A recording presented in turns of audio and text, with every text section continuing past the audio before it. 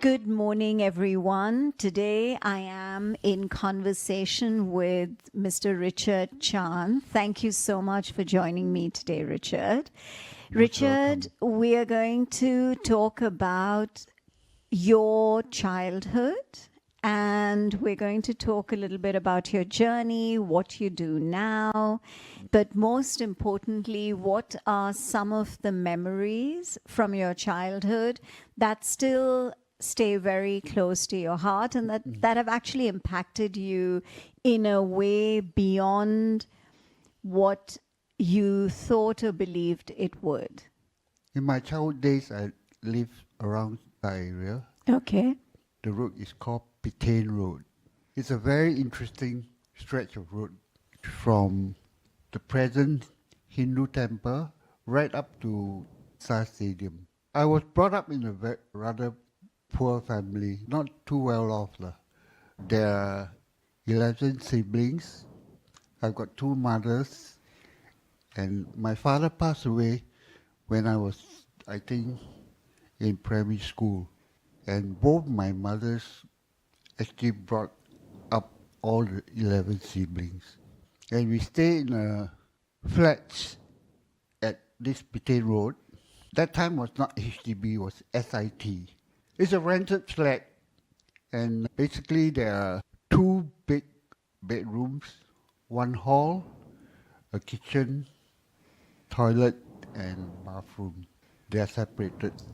And then there is a very long balcony just outside that connects the hall to the one of the bedroom.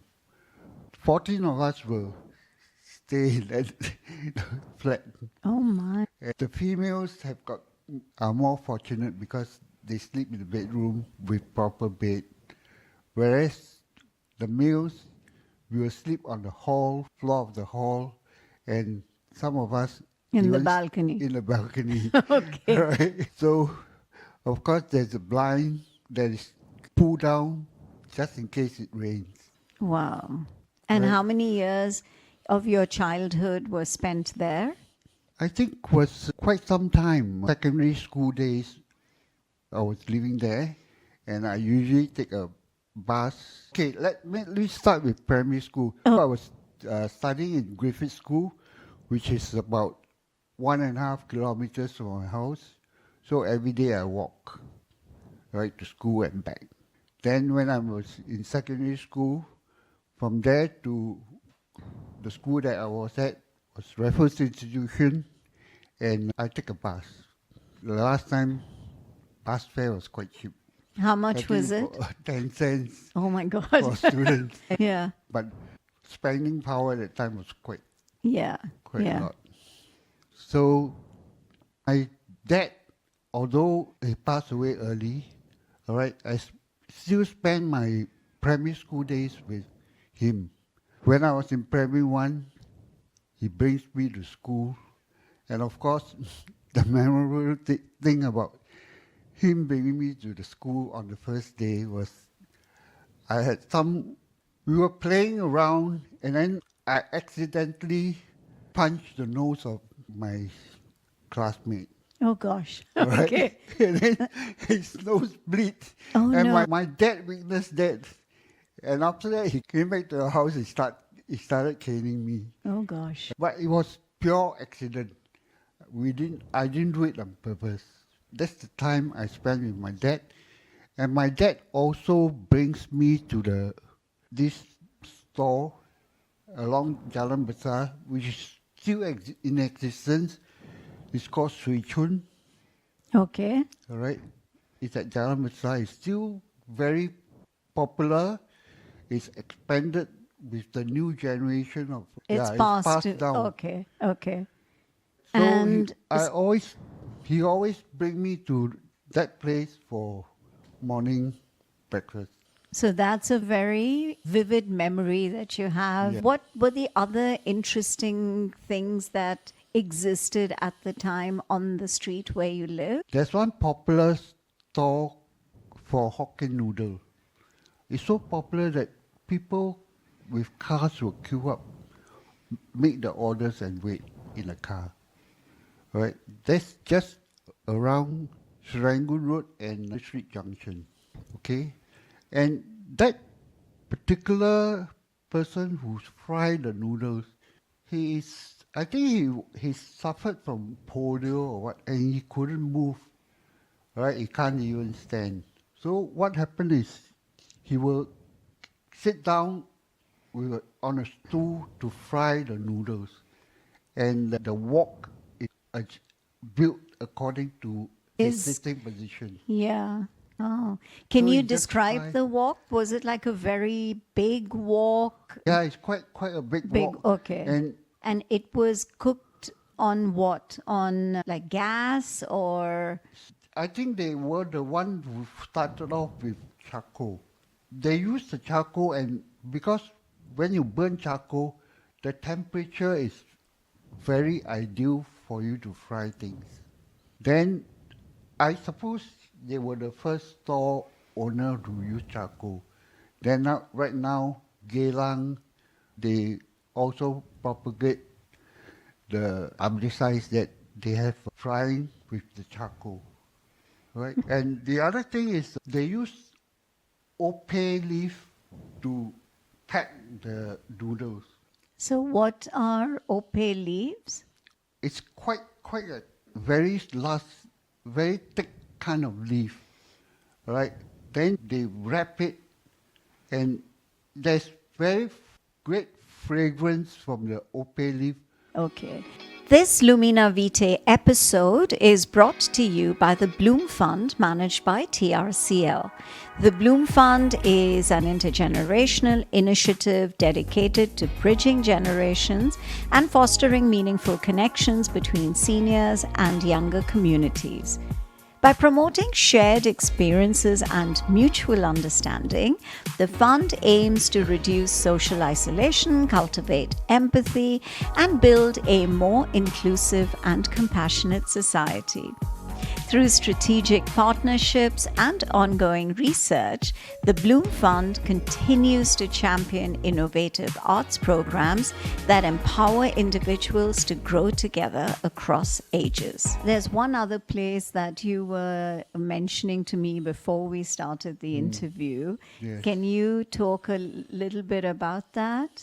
Smith Street, in the very early beginning, there are a lot of food roadside stalls. So they serve porridge in the morning. The shop is called Tin Tin. And then, of course, over time, there was this restaurant called Tai Tong. Tai Tong is the Great East. Tai is big or great. Right? Tong is east. East, okay. Okay, this restaurant originally came from New World. New World is one of the 3 amusement parks in Singapore in the good old days, right? And these amusement parks are all owned by the Shaw Brothers. Oh, the theater. Shaw Oh, the Brothers, cinema. Okay. Oh, okay, I didn't know that. Yeah, they are owned by Shaw Brothers. Okay. So they are sitting on a pot of gold.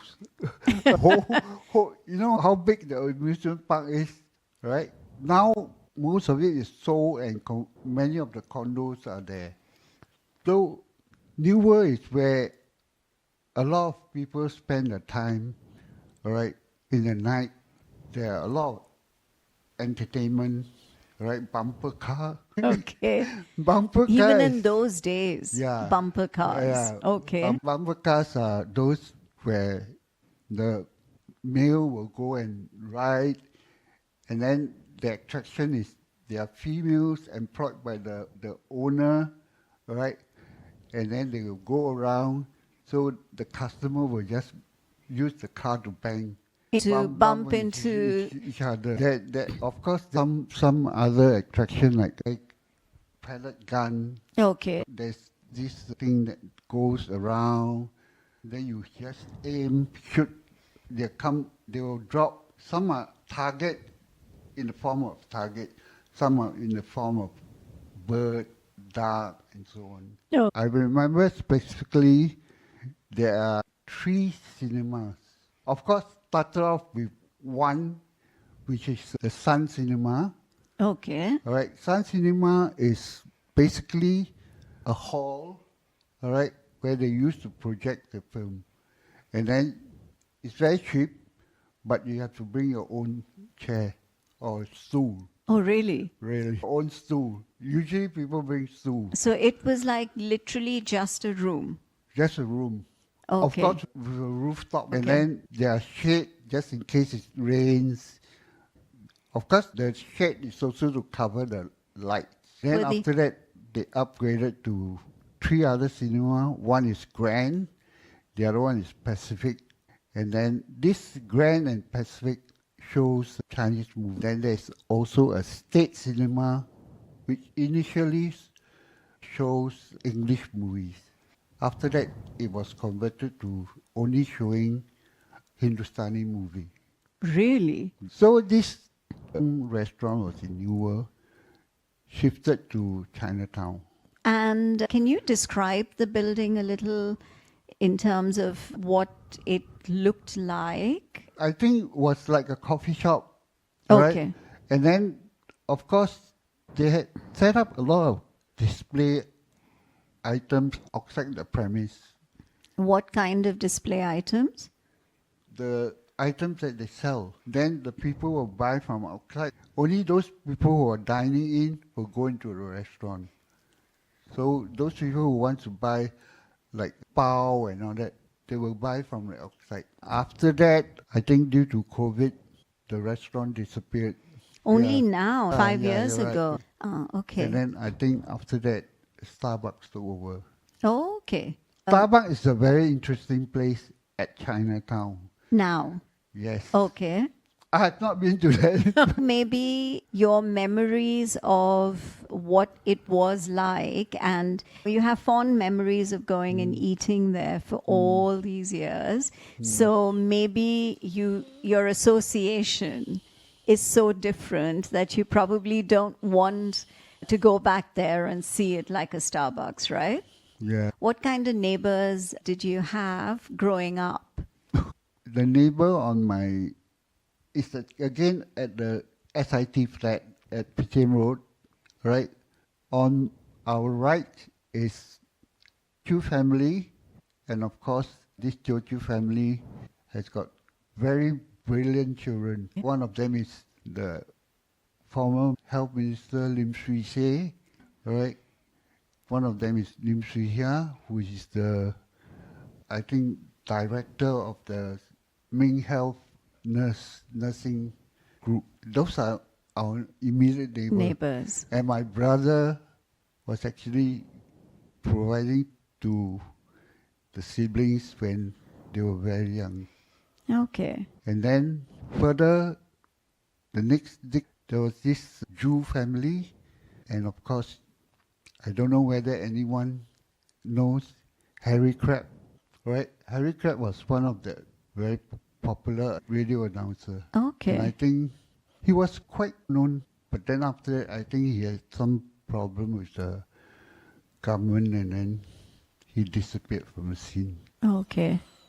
Okay, so you had pretty interesting neighbors. Yeah. And suppose 11 siblings meant that you didn't really need to be playing with anyone else because it was such a large family. Interesting. Thank you, Richard. It's very fascinating to hear everyone's journey, and I've been talking to so many people because of this project, so many seniors, and there's so many memories attached to the growing up years, and also the fact that Singapore, it's hard to visualize Singapore as anything other than how modernized it is today. So to revive these memories, I think is very special.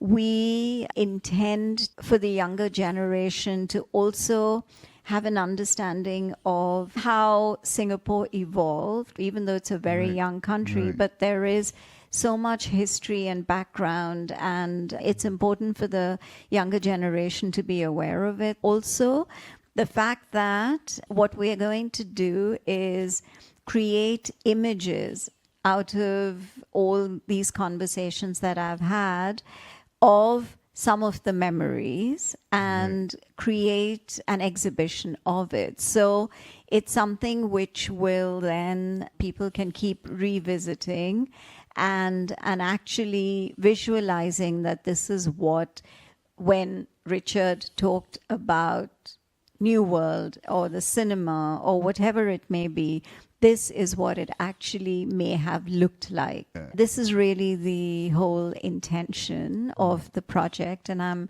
really happy to be a part of it. And I'm really happy to have had this conversation with Thank you. Thank you so much, Richard.